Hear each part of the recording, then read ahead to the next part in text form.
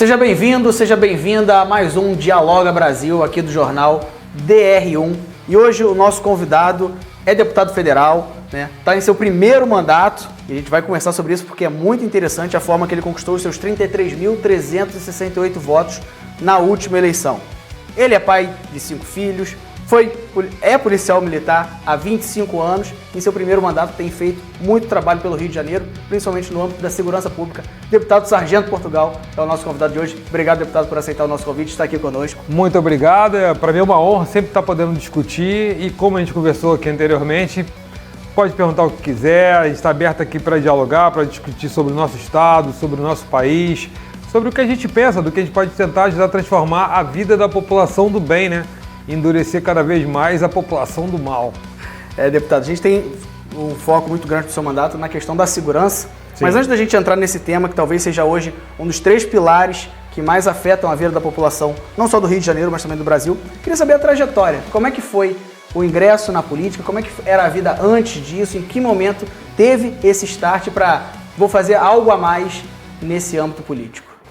Entrar na polícia em 2000, tá ali no dia a dia, trabalhando com pai policial, avô policial, tio policial, primo policial, filho de funcionária pública também, minha mãe é funcionária pública aposentada, também pensionista do antigo estado da Guanabara, do meu avô.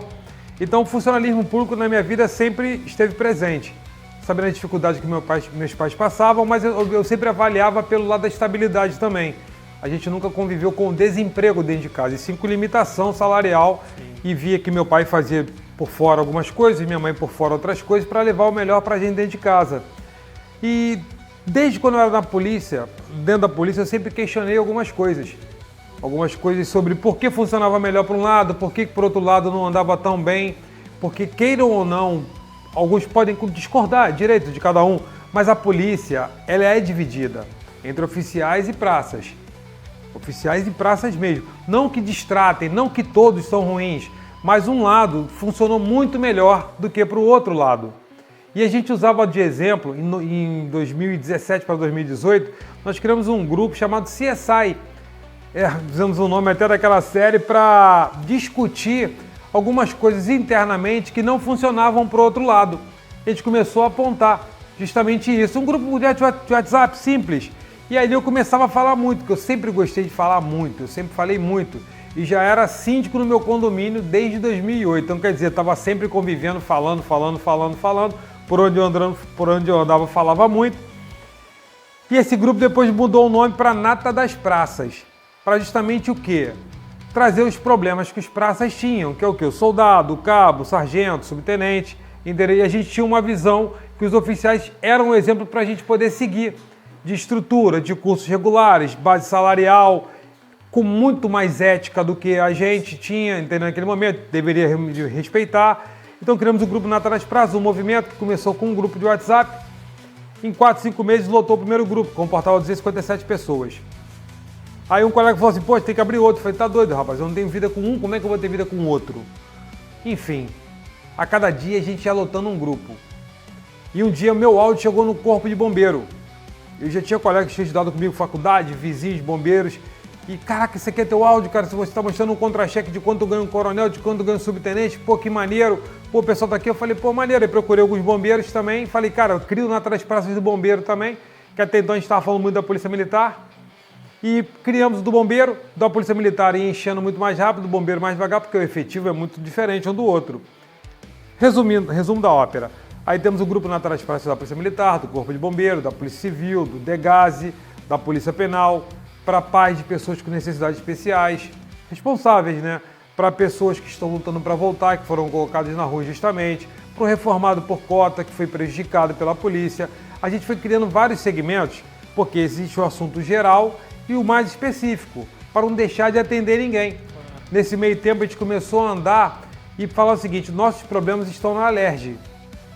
Nossos problemas estão na legislação, porque dentro dos quartéis nós perguntávamos, pô, como é que está acontecendo isso? E eram sempre respostas vazias e infundadas. Realmente vocês têm direito, mas é complicado, porque conforme está escrito aqui, a gente está até tentando, mas o orçamento não permite, a gente está tentando ver aquilo ali, mas é o governo, a gente está até, bum, tudo é na política. Paramos na política. Então o que a gente combinou? Vamos fazer 70 camisas do grupo Nata das Praças e vamos bater na leste, porque lá tem 70 deputados estaduais. E vamos de porta em porta, bater de porta em porta. E poucos falavam com a gente, muito poucos. A gente encostava no gabinete ali, alguém vocês são da onde? Nata das Praças. Isso é o quê? Praça pública? Não, praças é... Enfim, confundi até a gente com praça, né? Acabou com achar que tinha pombo. E a gente foi rodando. E a gente tinha o costume de marcar o território com a camisa. Tirar foto com a camisa com o deputado, tirar foto com a camisa com o representante, doar a camisa, para depois ninguém falar que a gente não tinha problema. E a gente estava discutindo naquele momento ali uma gratificação que foi colocada a mais para os oficiais e as praças estavam ganhando muito a menos. Mas na criação dela, em 1979, ela era a mais para as praças. Eu acho que tem que ter isonomia, tá? Que seja bem claro isso, eu defendo diferença de soldo, não diferença de oportunidade, gratificação, nada disso. O soldo eu acho que um tem que ganhar mais do que o outro conforme a graduação. Isso é fato, qualquer trabalho, no seu trabalho, qualquer trabalho que a gente está nos acompanhando sabe que funciona assim, então não é nenhuma ofensa. Não tem como a gente ter um salário único. Sim. Conforme a graduação, o imposto vai aumentando. E a gente foi brigando para mostrar isso. A gente conseguiu botar na boca de todo mundo. Até em especial quero mandar um abraço ao deputado Marcelo Dino, porque na ocasião ele foi um que abriu as portas do gabinete dele, entregou a caneta dele pra gente, falou assim, ó, pode vir aqui escrever. Eu lembro até que o pessoal do gabinete dele ficava chateado. Não ele, porque a gente chegava lá, a gente levava um montão de demanda. E às vezes devia estar ocupando a agenda do cara, sabe? Mas ele sempre, a gente ficava até o final, ó, vou atender vocês, mas até o final, entendeu? Sabe como é que vai ser. E ele sempre foi muito prestativo. E ele deu essa oportunidade da gente poder escrever e mostrar. E isso teve um alcance muito grande. Isso ficou na boca de todo mundo. Do presidente da Casa Legislativa, na época foi o André Siciliano, chegou até o governador. Então a gente pedia a equiparação da GRET, que é a gratificação para compensar desgaste físico e emocional. Eles tinham 192,5 e nós 122,5. A gente só pedia isso, isonomia, mais nada. Ia beneficiar todo mundo, ao ativo, o veterano e a pensionista. Todo mundo ia ganhar. Então aqui a gente começou a fazer um movimento muito incisivo. Foi a primeira vez na história em que nós tivemos aumento e os oficiais não. Porque não conseguimos chegar a 192,5, mas conseguimos chegar a 150. Então foi um movimento ali em que foi dando notoriedade, eu fui aparecendo, porque eu falava muito, eu sempre fui de falar muito. E assim, eu me considero líder, porque o líder não faz um curso de liderança. Você nasce líder. Você pode ser chefe, mas o líder nasce. Então eu surgi ali como um líder de um movimento, falando, e não sou melhor do que ninguém, não. É porque às vezes um escreve melhor do que o outro fala melhor do que o outro está pensando melhor do que o outro é mais articulado do que o outro. Naquele momento, a liderança acabou sobrecaindo sobre mim, porque eu já tinha essa característica de estar liderando ali o movimento, estar botando minha cara. Foi muito arriscado para mim, porque quem bota a cara é lembrado, e quem é um cara de reivindicação às vezes não gostam de ser cobrados, aquele o outro lado não gosta, entendeu? E o holofote ficou muito em cima de mim. Aí é um movimento natural, tipo, vem candidato. Eu falei assim, pô, não quero vir candidato. Eu fiz até um áudio falando que eu não viria candidato. E usaram isso contra mim até os 45 do segundo tempo com o VAR. Traçaram linha ali e falaram que eu falei que não vinha candidato, e eu falei, eu não vinha candidato. Mas eu falo com a maior humildade do mundo, maior humildade independente da religião de cada um. Quem me colocou lá foi Deus. A gente vai entrar nesse mérito aí, daqui a pouco eu te explico como foi essa vitória, mas se não fosse Deus ali à frente da obra, eu nunca teria conseguido atingir. Pessoas ajudaram? Claro que ajudaram. Não foram lá votar? Então essa faz parte da ajuda de quem foi lá, confirmou o voto, daquele impedido de votar, que pediu para outro votar, entendeu? As oportunidades que deram, de estar próximo ali conversando com o deputado Marcelo Dino, entendeu? Que nos convidou para trabalhar com ele também. O Sargento Ferreira foi primeiro trabalhar com ele, que para mim é um cérebro, é um dos caras mais inteligentes que eu conheci até hoje, é um dos caras que escreve e acorda todo dia pensando, todo dia sai na cabeça do cara um projeto de lei, sai uma solução. Então, quer dizer, é por isso que eu falo, eu sou de falar muito, o Ferreira é de pensar, os outros integrantes do grupo, cada um dentro de uma característica. Então, sempre os colegas que eram do Tribunal do Trabalho, nós outros na diretoria de veteranos, colegas de bombeiros, a gente tem tanta gente envolvida boa, outros estavam fazendo um trabalho de campo ali no dia a dia, sendo que todos são importantes, todos. O núcleo duro é importante, mas todos os outros que multiplicam são importantes. Se a gente não tiver os multiplicadores, os questionadores, os que criticam você de forma construtiva, você nunca vai crescer. Se você só tiver gente do teu lado batendo nas tuas costas falando que você está certo, no final você vai acabar, você vai perder. Entendeu? Você tem que ter as pessoas que te levantem e te cobrando. Então foi assim, um movimento, fomos para escolher partido, nunca tinha disputado a eleição, não tinha noção que era uma nominata, não tinha noção de recurso, não tinha noção de nada. Nada. E eu falei, como é que eu disputo uma eleição? Aí você vai dando um partido, te conta um montão de história, aí você vai no outro partido. No final queriam que eu perdesse. No final eu fui colocado para perder. Eu não fui colocado para ganhar.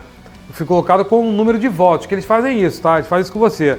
Você que pensa ser candidato um dia, você tem de quantos a quantos votos? Ah, bota esse Portugal aí com 1.000 a 2.000 votos. Eu devia ser esse na listagem ali. Entendeu? Eu não era o cara assim, esse aqui ganha porque ele não... Eu não era de rede social, eu era de WhatsApp. É totalmente diferente. O WhatsApp é todo dia ali interagindo. Rede social, tu faz um vídeo e viraliza, tu paga impulsionamento, tu paga tudo. Nunca paguei por nada disso. Nada. Só paguei um preço muito alto da minha saúde e ir embora. Paguei um preço muito alto de engordar 30 quilos. De ficar sentado no WhatsApp ali mais de 10 horas sentado. Tudo. Tu vai destruindo teu corpo todo. Eu destruí meu corpo todo só ficando ali. E ao mesmo tempo que eu estava me sentindo bem e ajudando os colegas. Bom, resultado depois da eleição. 10 dias infartei. Caramba. 10 dias depois da eleição infartei. Quase que eu não assumo. Estava tão mal de saúde que eu infartei. Entendeu? Mas voltando à expectativa do partido, entendeu? O partido Podemos, ele fez o primeiro eleito da história do Rio de Janeiro, que sou eu, o único eleito pelo Rio de Janeiro, que sou eu, e com a nossa eleição quebramos a cláusula de barreira. Olha que movimento incrível, né? Ao mesmo tempo, de Brasília, tinha uma rejeição de quem estava naquela famosa bancada da bala, no Rio de Janeiro, uma rejeição, não sou eu aqui que vou pré-julgar ninguém, mas estava acontecendo uma rejeição nas redes sociais, com aquela expectativa daquele momento, um presidente militar, todo mundo ali, e não correspondeu às expectativas de quem estava, e todo mundo me questionava, não vai fazer como Ciclano, não vai fazer como Beltrano, e não vai decepcionar a gente. Eu falei, gente, não vou, o carro adesivado era o meu, a campanha eu fiz com a camisa do Nata das Praças, fizemos camisa, botava embaixo do banco da minha moto, ia distribuindo. Não consegui fazer reunião para mais de 20, 30 pessoas, e mesmo assim quando tinha não eram várias. Eu não fui aquele cara que saiu de uma reunião aqui, foi para outra ali, foi para outra ali, foi para outra ali, foi para outra ali, cheio de assessor atrás, não fui. Eu era aquele cara que botava 20, 30 camisas embaixo do banco da motinha, da scooterzinha, e ia parando de viatura em viatura. Pode me dar um voto de confiança, pode me dar um voto de confiança. Mas eles foram muito gratos por causa do aumento que a gente colocou no contra-cheque. Eles viram a luta, sabe? Eu acho que o mandato também que eles me deram, meus irmãos, foi justamente para poder me blindar. Entendeu? Porque sem o mandato hoje eu estava expulso. Eu não estaria nem te dando entrevista aqui hoje, eu estaria contratando um advogado para me colocar de volta nas fileiras. Daí a minha preocupação de lutar por quem foi excluído injustamente.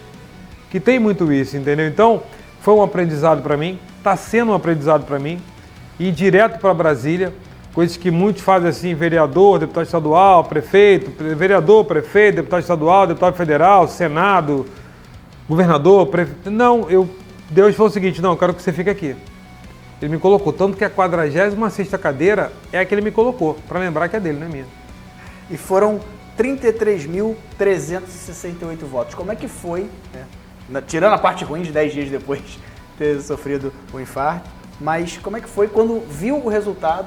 Quando viu essa quantidade de votos, essa quantidade de vozes que pediram para que fossem ouvidas através da sua, esses companheiros de praça, esses que já eram representados por você, antes mesmo da política, que a gente vê o trabalho como esse acontecendo muito quando você já tem um mandato.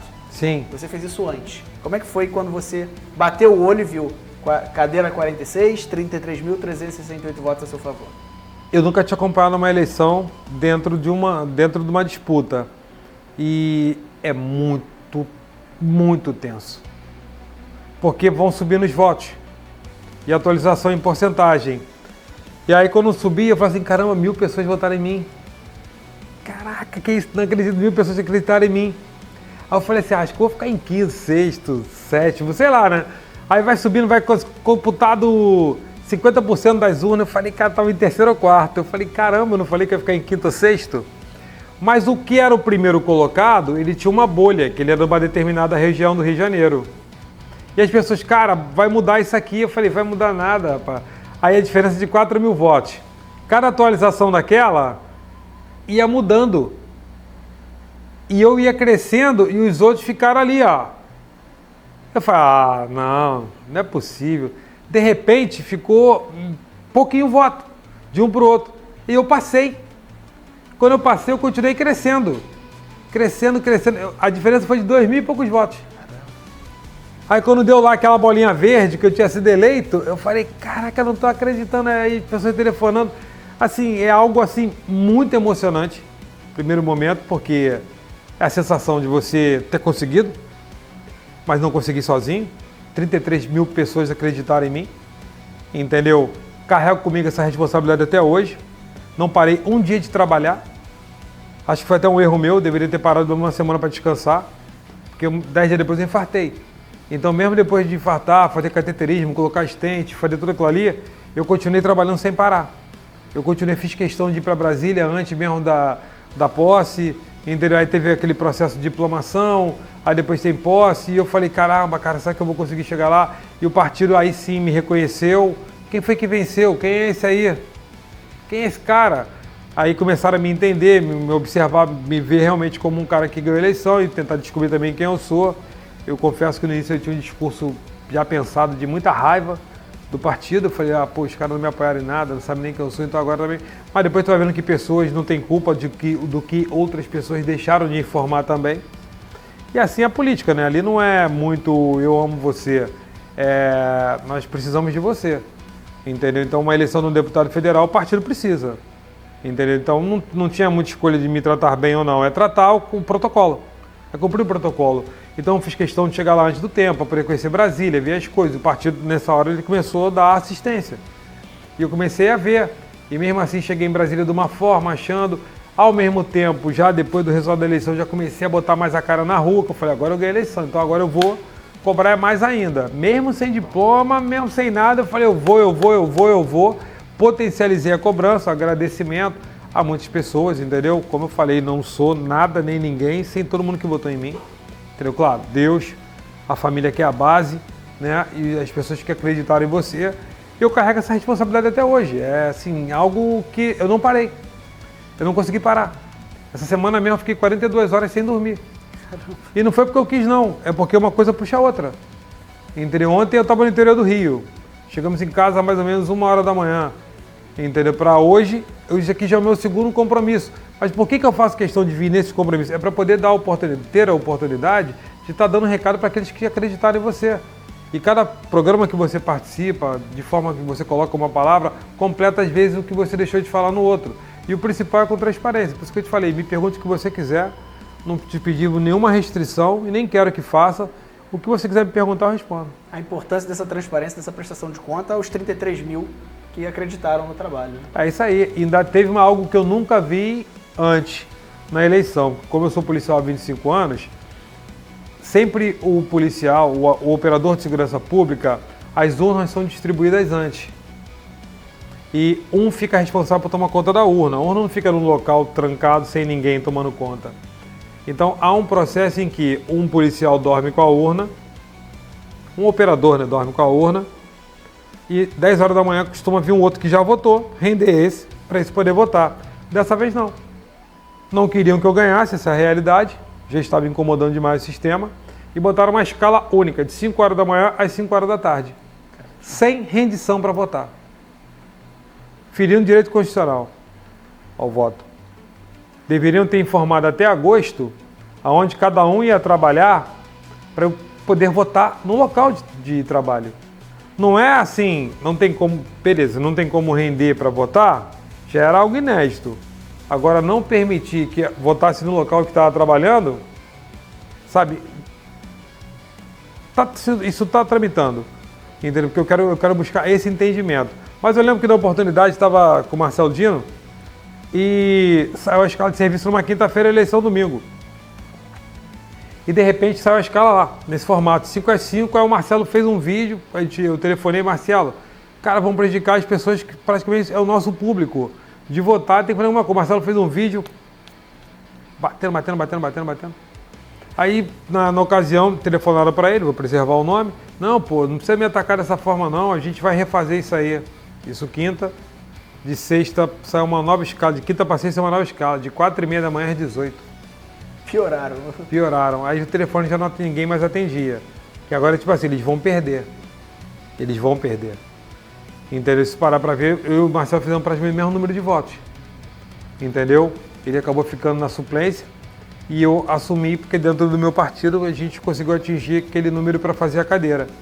Não foi nem recontagem não, mas foi algo assim para prejudicar. Sabe, covardia, é usar a máquina e o sistema contra pessoas que só estavam... Eu continuo sendo a mesma pessoa, sabe? E eu vejo que a política, ela continua usando máquina e sistema para eliminar os que não falam a língua deles, entendeu? Então eu prefiro ter a certeza que eu entrei de cabeça erguida. Se for da vontade de Deus, continuaremos. Se for da vontade dos colegas, continuaremos. Se não for, sairemos de cabeça erguida. Acho que talvez esse seja o sentimento mais importante, né? Essa certeza de que saiu da forma que entrou. Eternizar nunca, mas deixar um legado sim. Eu acho que é o caminho, porque é o propósito. Você está dando um propósito, dando uma obra de Deus, então você tem que fazer aquilo ali que é previsto e ele vai te direcionar. Evidentemente que você entra com o trabalho, você entra com o teu corpo, você entra no dia a dia, você entra com o trabalho. Não é você ficar deitado esperando, agora vai acontecer daqui a 4 horas, não. Você tem que estar todo dia botando a cara, você é criticado muitas vezes tem críticas infundadas, outros é perseguição política, outros é porque querem te derrubar, muita coisa relacionada à inveja, entendeu? Muitos querem estar onde você está, mas não fazem por onde também. Então se arrisca, coloca a cara, produz, entrega. Eu sei que tudo que a gente fez até hoje está no contra-cheque de todo mundo. E a luta está no dia a dia. Protocolar, trabalho em Brasília, apresentar projeto de lei, é tramitação normal. Então alguns falam assim, pô, mas o que aconteceu lá em Brasília? Vários projetos tramitando. E no Rio de Janeiro? Vários pedidos protocolados. Denúncias feitas no Ministério Público. Quero agradecer ao soldado Tobias, que me ajuda muito nessa parte de denúncia e protocolar documento. Alguns falam que documento não se protocola, que isso não vai dar em nada. Adianta muita coisa, porque para as coisas estarem acontecendo, é porque teve protocolo. Sim. É porque teve alguém que invocou. Alguém invocou aquela resposta ali. Mas o sistema e a máquina pública, ela não costuma falar que por conta dessa pressão, desse protocolo, é que está vindo a resposta. Eles falam a seguinte forma, para você que vai acompanhar isso aqui pode gravar bem. Eles contam uma mentira para vocês, falando que fizeram um estudo, e através do estudo deles, que não foi feito em lugar nenhum, não existe isso, foi por conta de pressão, e está entregando melhor. Esse dia mesmo o próprio governador falou que a escala da polícia é ruim. Ele está lá há 5 anos, pô. Está ruim há 5 anos, governador. Governador, protocolado com o senhor, secretário, protocolado com o senhor, protocolado no Ministério Público, que invoca o quê? Um resultado e que traga justiça para os operadores. Para você, meu irmão operador, para você, família de operadores de segurança pública, nada cai do céu. É documento, é protocolo, é cobrança. Deputado, o senhor falou, né, que quem coloca a cara acaba sendo visado. Se não fosse talvez o mandato hoje, poderia não estar nos quadros da polícia. Como é que foi, por exemplo, né, contar aqui, dividir conosco, as falas durante as comissões na LERJ, onde foi dito muita verdade para muita gente grande e, como você falou, essa nata das praças unida. Como é que foi defender, digamos assim, a sua classe, os seus irmãos e falar para a gente que muito político, muito cidadão tem medo de enfrentar? Isso é um efeito natural, porque nós andávamos praticamente uniformizados com a camisa do Natas o tempo todo. E nós temos uma situação no Natas que eu gosto muito, que é sempre estar improvisando. É usar a oportunidade que Deus lhe deu ali para você fazer da melhor forma possível. Eu lembro que numa das audiências públicas foi tão bom, porque eu lembro que estava os oficiais sentados, e como a gente estava discutindo sobre gratificação, eu lembro quando o presidente, que estava presidindo a audiência, e me chamou e falei assim, eu tenho quanto tempo? 3 minutos. Falei, então eu abro mão do meu tempo para o coronel que está sentado aí me explicar por que ele tem que ganhar mais do que eu. Eu lembro que na hora eu falei assim, e eles não conseguiram explicar até hoje. Tem coisas... Tem muito mais de 3 minutos, né? Tem coisas que eles não conseguem explicar até hoje porque eles fizeram isso com a gente. Entendeu? Eu tive a oportunidade essa semana em Brasília, estar conversando com 2 coronéis da Polícia Militar, e eles falando comigo alguma coisa a respeito sobre isso, porque eu falei assim, eu carrego muita mágoa de vocês. Vocês matam o povo de vocês. Vocês não cuidam do povo de vocês, vocês ficam do lado do político. A instituição está acima de qualquer político. Enquanto a gente tiver cargos direcionados por políticos, e não por escolha da tropa, a gente vai sofrer isso. Eu defendo a eleição para secretário, para comandante-geral, o que for, porque a tropa vai ter escolhido seu representante e não o governador. Quando o governador coloca uma pessoa dele lá, ele pega esse copo e fala o seguinte: como é que você vê esse copo? Se eu falar que ele está meio vazio, ele fala: tem certeza? Se o outro falar que está cheio, é o outro que vai assumir. Por que isso, Portugal? Você está falando isso? Eu falo e eu provo. Quem faz manutenção em viatura somos nós, quem dá jeito em batalhão somos nós, quem tem que dar jeito em tudo somos nós. E os secretários pegam copos meio vazio ou vazio. Quem completa é o operador que está todo dia na rua sofrendo, amargando, tirando do próprio bolso para manter esse sistema. Entendeu? Então, o certo seria o governo entregar as pastas cheias, os copos cheios, aí sim, dentro da capacidade, o cara mostrar se é um bom gestor ou não. Porque da forma que é feito hoje política e polícia de segurança pública no Rio de Janeiro, quem enche esse copo aqui, para você que vai acompanhar a gente, é o operador. Ele bota a mão no bolso dele, ele tira da família dele para te atender melhor. Porque se ele começar a reclamar, ou ele é expulso, ou ele é transferido, ou ele é perseguido. O que aconteceu comigo. Então, quando a gente fala a verdade, eu falei muita verdade ali, não me arrependo, falaria de novo tudo, eu sabia que Deus ia me honrar. De uma forma ou outra ele ia me honrar, e como ele fez, ele me blindou. O mandato é uma blindagem, não é para você fazer coisa errada. No meu caso, o mandato é uma blindagem para você continuar. Ele quer que eu continue. Claro, posso acertar, posso errar dentro de algumas falas, às vezes ali, poderia melhorar. Claro, eu vou fazer isso sempre. Eu procuro me aperfeiçoar. Tanto que de 513 deputados em Brasília, no primeiro ano, pela própria casa, não é pagando pesquisa nem nada, não, eu fiquei em 5º lugar. Do que mais trabalhou, do que mais entregou, com relatoria, apresentação de projeto, tudo, proposições legislativas. No segundo ano, eu fiquei em 3º. Eu falo, como é que eu posso ser um deputado de primeiro mandato, ficar em 5º lugar de 513? Como é que eu posso ser um deputado de primeiro mandato e ficar no segundo ano em 3º lugar? Como é que pode? E os outros que estão lá? Será que estão cuidando do povo? Será que estão cuidando do público? Ou será que estão cuidando do seu interesse? Para mim, o interesse é o povo. Eu estou lá para defender o povo. Eu deixo bem claro, eu defendo os operadores de segurança pública, a população do bem. O operador de segurança pública é a população do bem. Só faço essa divisão para todo mundo poder entender. Os operadores vão ter meu apoio. Eu defendo o operador de segurança pública. Eu não defendo as secretarias. As secretarias são subordinadas ao governador. E eles fazem o que o governador manda. Eu peço aquilo que a minha tropa, os meus amigos me pedem. Aquilo que eles me mostram. Porque aos olhos das secretarias tudo funciona. Se eu estou mentindo, vem a público e fala que não funciona. Critica o governador. Vamos lá, secretários, vem a público e critica o governador. Pergunta se o governador está acertando com a gente e não pagar a recomposição. Pergunta se ele acertou em não pagar a segunda parcela, a terceira parcela, 23 para 24, 24 para 25 e 25 para 26. Pergunta, eu desafio vocês. É um desafio sadio. Vocês não representam a gente. Vocês podem representar a instituição. E para isso vocês têm limite. Só que o limite de vocês está matando a gente. Eu não posso ficar do lado de vocês se vocês matam o meu povo. Eu sou povo. Eu sou chão de fábrica. Como é que eu posso ficar do lado de vocês? E ao contrário de vocês, eu ouço aqueles que me trazem informação. E quando eu levo para vocês e vocês não fazem, eu coloco no papel e entrego no Ministério Público. A diferença está aí. Eu não sou um lamentador. É por isso que eu o tempo todo na rede falo, me mandem informação, me mandem foto, sigilo é garantido. Isso arrebenta eles. Isso arrebenta eles. Então a solução para isso é o que então, Portugal? O governo passar o copo cheio e eleição para todos os secretários.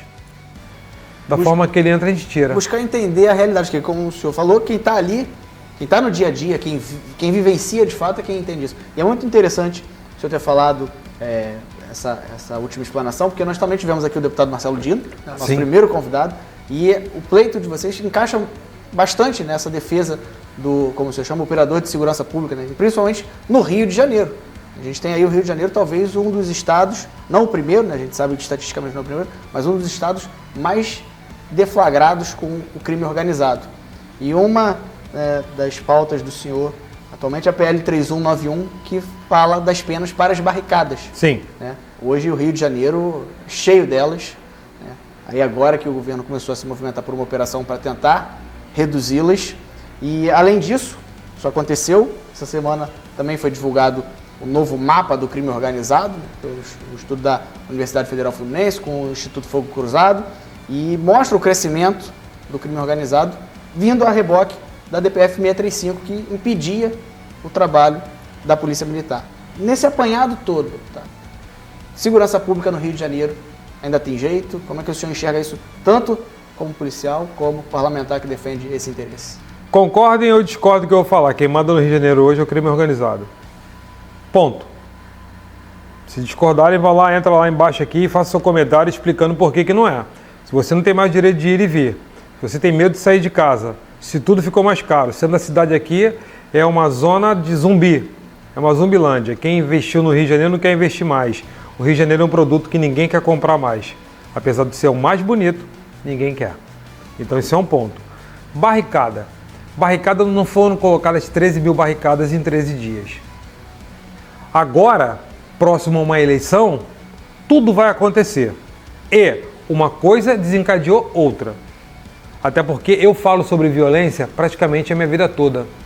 Porque meu pai era polícia, meu avô, todo mundo dentro da minha casa polícia.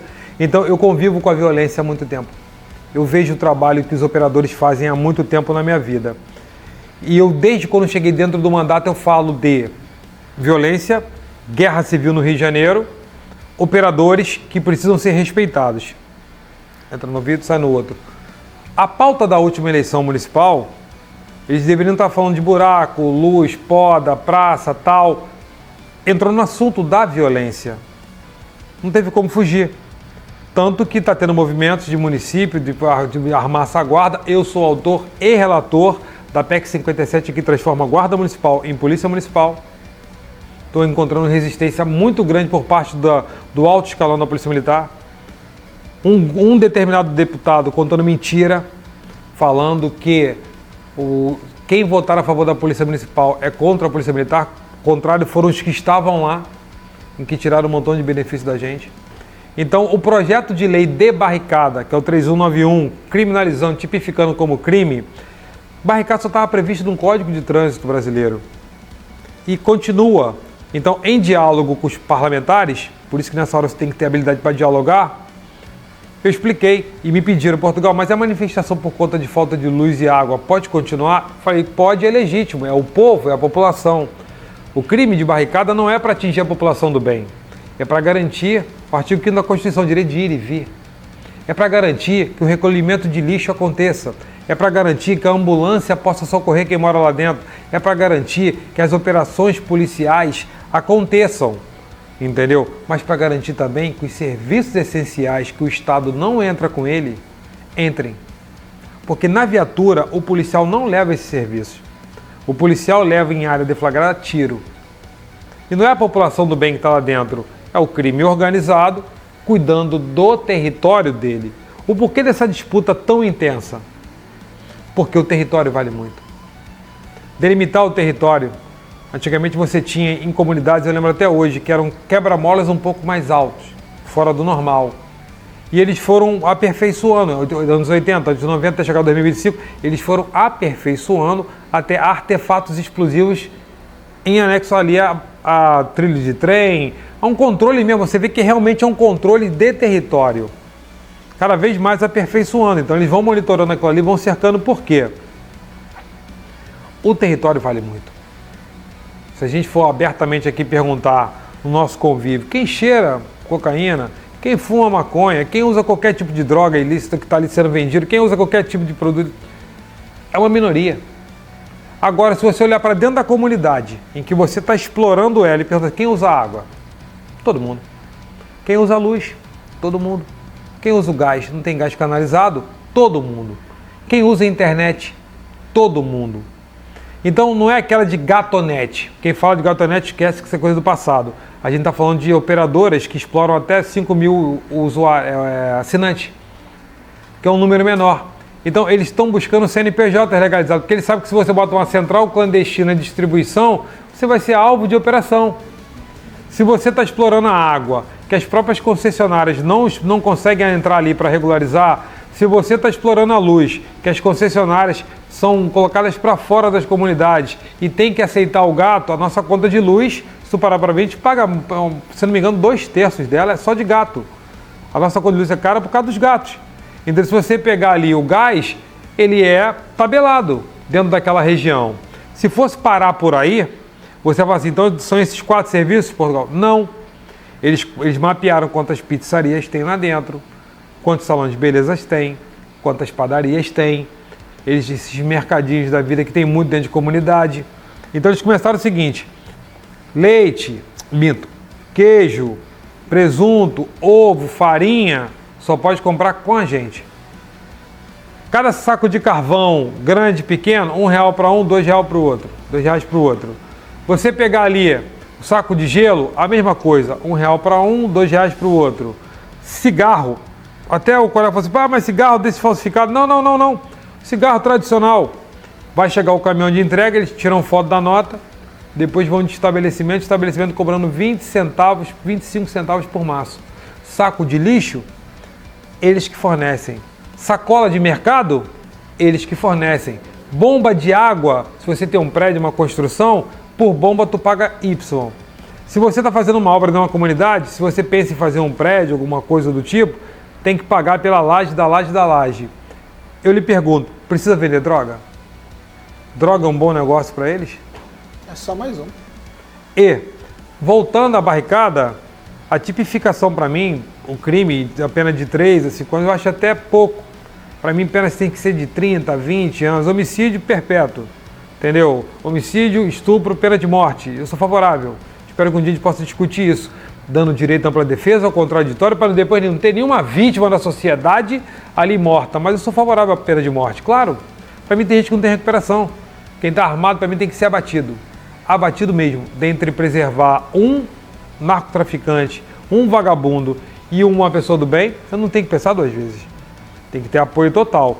Então a barricada, ela tramitou muito rápido, porque é um assunto atual, em que eu preservei a população do bem, com direito à manifestação, e foi seguindo nas comissões temáticas, chegou no Senado, o Senado aprovou na Comissão de Segurança Pública, foi para a CCJ do Senado, aprovado por unanimidade, no mesmo dia, o requerimento de urgência foi colocado em pauta, aprovado por unanimidade, já voltou para a Câmara dos Deputados, como teve uma alteração no texto, está voltando, mas eu tenho certeza que nós vamos apoiar e o presidente da República que está aí, ele vai sancionar, porque foi em unanimidade. Não tem como você favorecer aquele que está delimitando um território. É totalmente diferente da obstrução de via para reivindicação popular. Então, tramitou, chegou e é o ponto que está. Nós estamos indo e caminhando com a expectativa em que possa mudar esse cenário. E muito importante esse esclarecimento do deputado, que não é para quem reivindica, para quem faz as suas manifestações, até porque é um direito você conseguir fazer isso. É justamente para as questões do crime organizado. Nós somos pró-povo, pró-população do bem. E a população do bem hoje, ela fica refém, por exemplo, uma mega operação. Mega operação que aconteceu depois de 5 anos do governo atual que está aí, do governador Cláudio Castro. Não dá para ter feito antes? Aí o senhor falou de ADPF 635. Concordo. Mas e a fundamentação de retirada de barricada para poder entrar? Não poderia ter sido aplicado também? Existem formas de você fazer o que tem que ser feito com toda a dificuldade na vida. Existem desculpas para você não fazer com a primeira adversidade que aparece na frente. Então por que nos usaram o argumento de barricada zero lá atrás? Precisamos entrar nas comunidades para garantir o direito de ir e vir. Então não fica por terra, não fica de pé, vai por terra, cai por terra. Entendeu? Então é aquele momento de não querer combater, de não querer se expor. Entendeu? Os operadores do Rio de Janeiro, de segurança pública, são os melhores do mundo.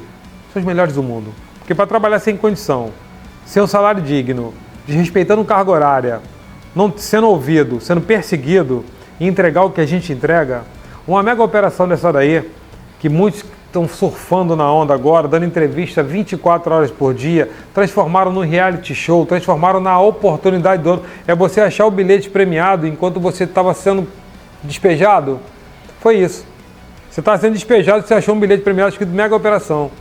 Uma mega operação que a população apoia, eu apoio que tenha sempre. Mas eu falo, quem está por trás da mega operação? Não é o operador? Ele está sendo bem cuidado? 4 perderam a vida e mais um depois. 5 famílias destruídas. Crítica construtiva, seu governador. 64 assassinados esse ano, o senhor não soltou uma nota de pesar por nenhum deles. O senhor não foi em enterro de nenhum deles. Não teve nota de pesar, o senhor não foi em enterro de nenhum deles, mas o senhor agora usa o nome deles o tempo todo para se autopromover, governador. O O senhor poderia ter no enterro abraçar a família. Fazer aquele vídeo no hospital, abraçar os colegas ali, alguém deve ter dado instrução para o senhor, né? Vai lá e faz. Nós somos muito mais, senhor governador, do que números para o senhor. E a sociedade está vendo isso.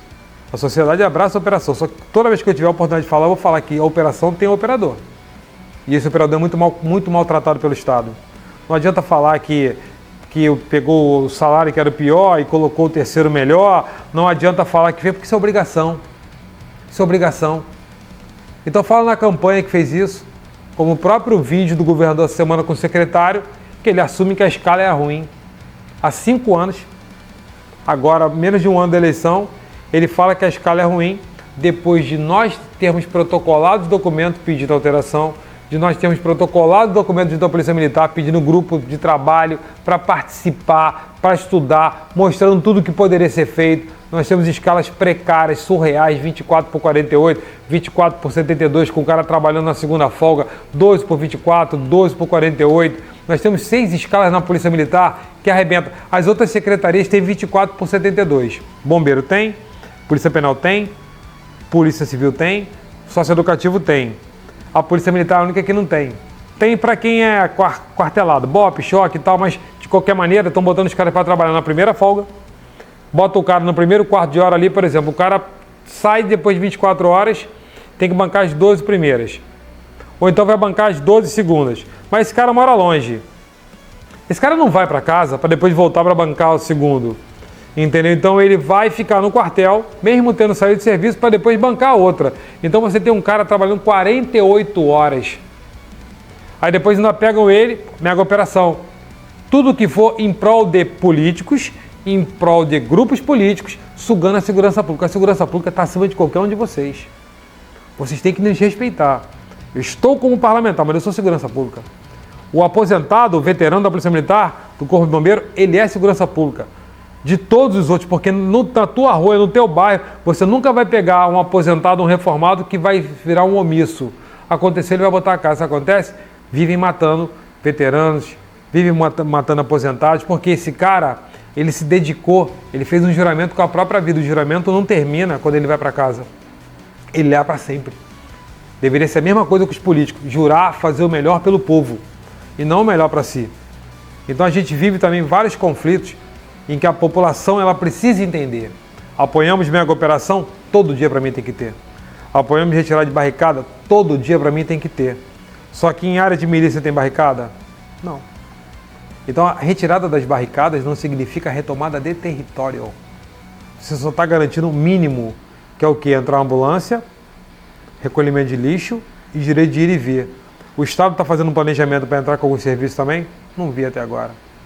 Está para sair o corredor do Itanhangá, a retomada do Itanhangá, porque eu pedi. Eu apontei que o governo federal tem 2 programas. O Convive, que é um programa do governo federal para poder entrar ali, e tem mais um outro que é no Pará, só esqueci o nome. Depois consulta para mim aí, Thiago. Os 2 programas do governo federal.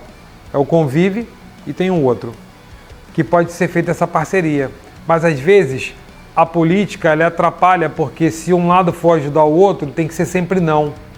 Eu posso às vezes concordar com aquele que eu falo não muitas das vezes, mas eu posso tentar às vezes buscar algo para poder aplicar. Como agora mesmo, eu estou dentro de um governo que não foi o que eu votei.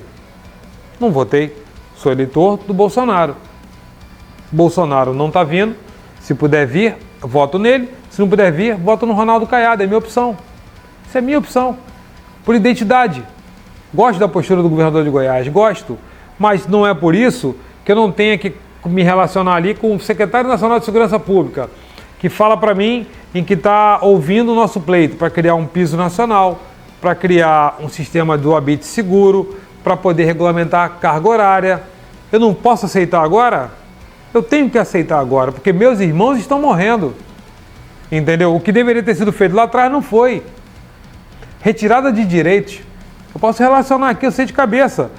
Na reforma dos militares de 2019, com a Lei 13954, fim de licença especial, fim de triênio, fim de abono permanência, fim de auxílio moradia, fim de adicional inatividade, fim do posto acima, trabalhar 35 anos, pedágio de 17%, 10,5% de desconto no bruto, eu só posso contar 5 anos do tempo que eu trabalhei fora.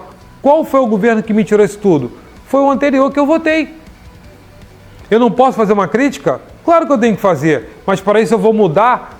Não vou mudar, vou continuar apoiando, gostando, mas eu sou obrigado a criticar. E se o governo atual aí que eu não votei, reverter isso tudo, eu vou falar o quê? Que eu não quero? Então a gente precisa, às vezes, deixar um pouco de lado tudo aquilo que você fala e com dialogar.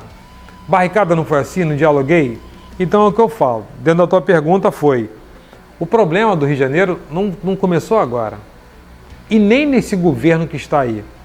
O problema do Rio de Janeiro vem há muito tempo se arrastando e piorando. Só que o Rio de Janeiro ele é disfarçado com carnaval, o maior réveillon do mundo, queima de fogos de 10, 15, 20, 30 minutos, cada vez aumenta mais, grandes eventos de música, grandes shows em Copacabana.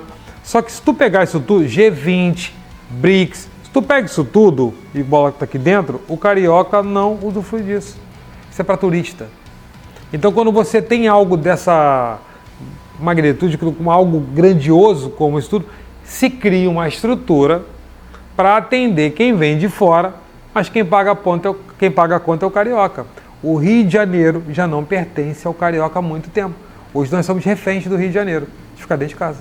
E nesse ínterim, deputado, da polícia, da mega operação, houve muitas vezes, anterior a essa ação, a polícia vista também como uma vilã, como a polícia assassina, e as câmeras corporais dos policiais dessa vez defenderam muitas das atitudes da polícia.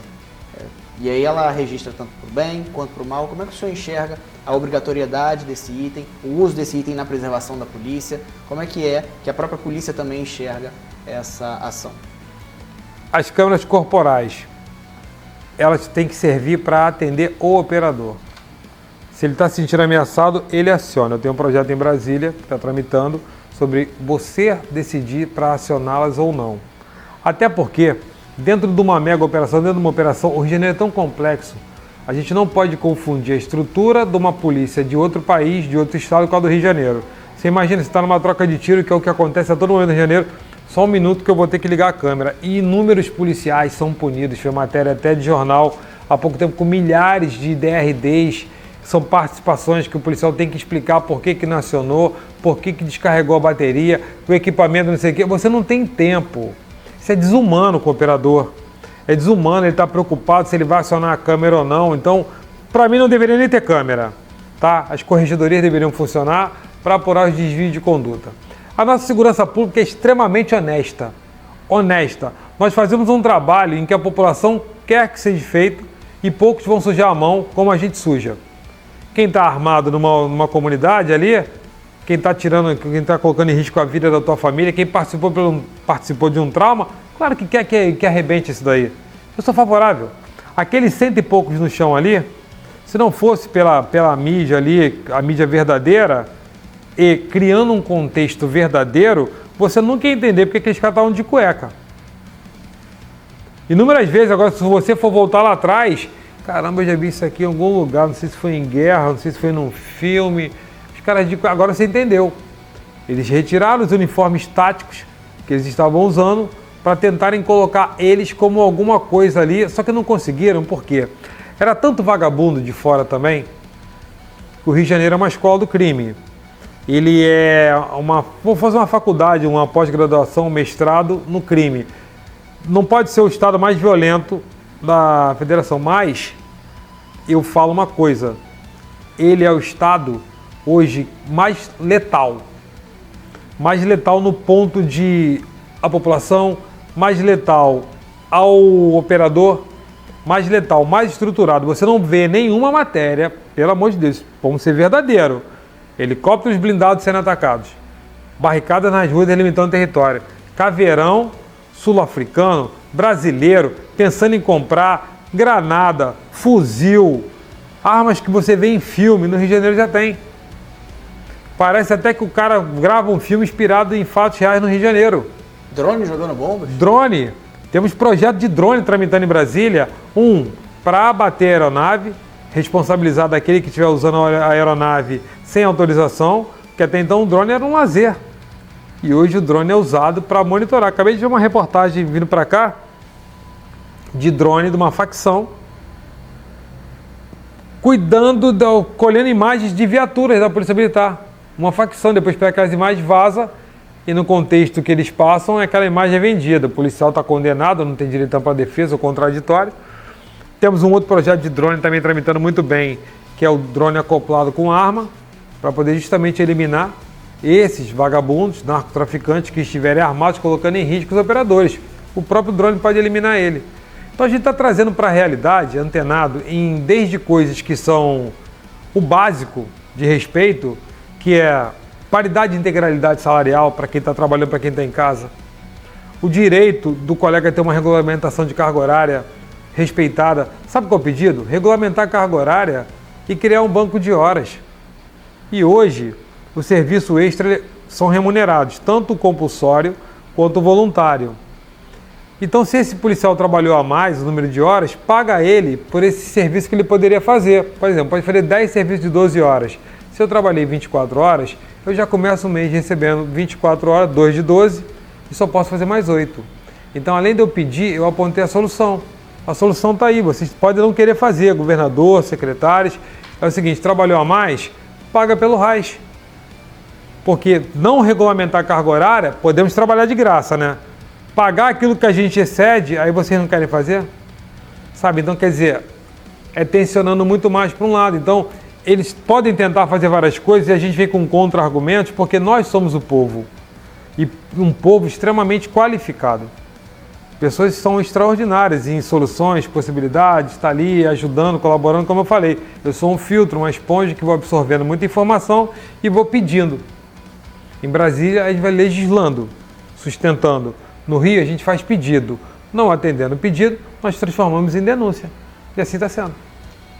Deputado, quero agradecer sua estadia aqui conosco, esse papo extremamente informativo, como o senhor falou, essa transparência, sim, essa prestação de contas. E antes da gente encerrar, queria que o senhor mandasse uma mensagem para a população, para quem nos acompanha, para quem está aqui com o Dialoga Brasil desde o primeiro episódio.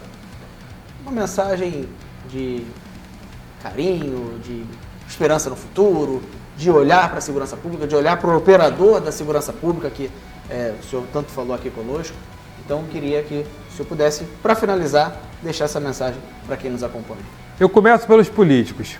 Políticos, eu estou dentro do mandato, me considero um cidadão, me considero um policial, um carioca. Vamos entregar o melhor para o povo. Deixe de lado qualquer diferença. Se eu tivesse a oportunidade de ser um governador de estado, eu ia convidar a todos os parlamentares e falar o seguinte: deixem seus partidos do lado de fora. Aqui a gente vai discutir povo. Aqui a gente vai discutir a solução do Rio de Janeiro. Qual é a solução do Rio de Janeiro? Consequentemente, qual é a solução do Brasil? O país, o povo, ele está acima de qualquer partido político. De qualquer político. O político tem que entender que ele tem que deixar um legado para o povo, não para a família dele.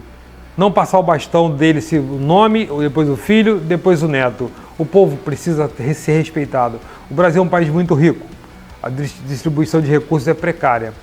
Então, para os políticos, vamos fazer o melhor para o povo. Eu me coloco à disposição de qualquer político que queira ajudar o povo.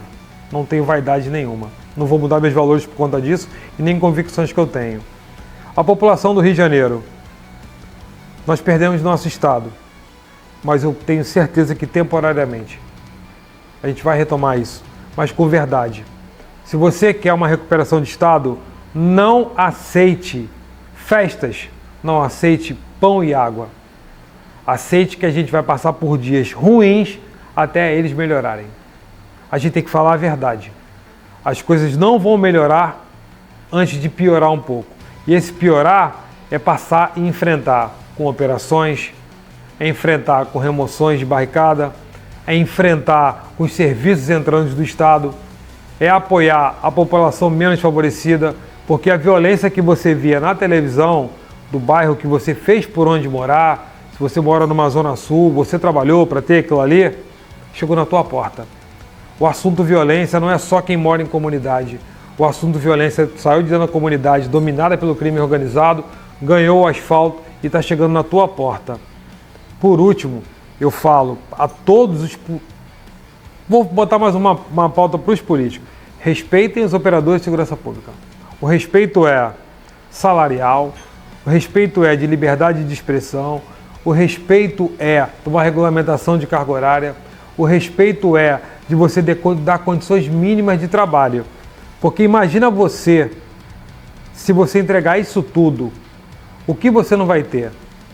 Se do jeito que está, a gente fez o que fez no Alemão, você imagina todos respeitados ali, trazendo de volta e respeitando de forma voluntária os veteranos que quiserem voltar para a guerra, porque muitos querem, respeitar o salário deles, respeitar aquelas famílias que perderam os entes queridos, que são os pensionistas, respeitar um colega que foi para casa sequelado, respeitar um colega que foi para casa expulso, respeitar todos que se prontificaram a passar no concurso público e que foram prejudicados até hoje. Temos experiência na Polícia Militar de 2014, que até agora os caras conseguiram um acordo com o Ministério Público, a Procuradoria-Geral do Estado e o Governo do Estado e até agora não cumpriram. Precisamos de efetivo e o governo continua relutando em não chamar aprovados do último concurso de soldado 23, 24. Pode aprovar, não é pedir redução de nota para chamar mais gente, mas tem um grupo de mais de 3 mil aprovados e que vai gerar economia para o Estado. E aí vem para a população que eu falo, meus irmãos operadores, tudo assim, nós juntos, nós somos imbatíveis. Nós respeitados, nós somos muito mais imbatíveis. Do jeito que a gente está hoje desmotivado, a gente vai continuar trabalhando, mas uma hora a máquina falha. Então para você que está vendo aquele operador ali na rua trabalhando por você, observa a forma que ele trabalha. Dê um bom dia, uma boa tarde, uma boa noite. A gente não sabe como é que ele está, se ele está trabalhando virado ou não, se ele perdeu um colega, se ele foi baleado, se ele está bem de cabeça, se ele não está sugado, no termo que a gente usa. Tenta dar um apoio para ele e falar o seguinte, ó, obrigado pelo que você faz por mim. É o mínimo. A gente vê isso nos Estados Unidos. Qualquer veterano, qualquer militar lá é sempre agradecido pelos serviços prestados. Sim. Se nós vamos ser realmente esse patriota e beijar a bandeira do Brasil, lembrem daqueles que estão por trás. Tem coisas que a gente pode fazer aqui no Rio, que só depende às vezes de boa vontade. GLO, o presidente falou que não faz. Mas tem um decreto-lei 3437 de 1941 que simplesmente coloca as Forças Armadas para fora do quartel, fora muro, para cuidar de 1,320 km. Já imaginou? As Forças Armadas cuidando de 1,320 km? Já imaginou que ajuda não seria? Porque no momento que a gente vive hoje, a gente precisa de ajuda. E ajuda de todos os entes da federação. Município, Estado, Federal, a gente tem uma chance. Se continuar dividido assim, só vai virar filme publicitário para um falar mal e bem do outro nas próximas eleições. Eu espero que o povo acorde. Obrigado, deputado. E para quem quiser acompanhar nas redes sociais? Sargento Portugal, pode acompanhar aí. Nosso trabalho é um trabalho muito simples, entendeu? Entramos em rede social depois de um tempo e a gente fala a verdade o tempo todo. Sou aberto à crítica, gosto das críticas construtivas, gosto de ser orientado, gosto de ser um cara que receba conteúdo ali diariamente, da forma que for para me ajudar. Não sei tudo, nem quero. Conheci um que sabia tudo e terminou crucificado e foi traído. Entendeu? Então não quero seguir o mesmo caminho dele, não. Eu tenho ele como referência todo dia para lembrar que Deus é por nós. Mas se a gente não fizer a nossa parte, não vai chegar a lugar nenhum. Tá certo. Para você que nos acompanhou, esse foi mais um Dialoga Brasil, que você sabe, é a política, sem politicagem, um produto do jornal DRU, sua cidade, seu jornal, compromisso com a verdade.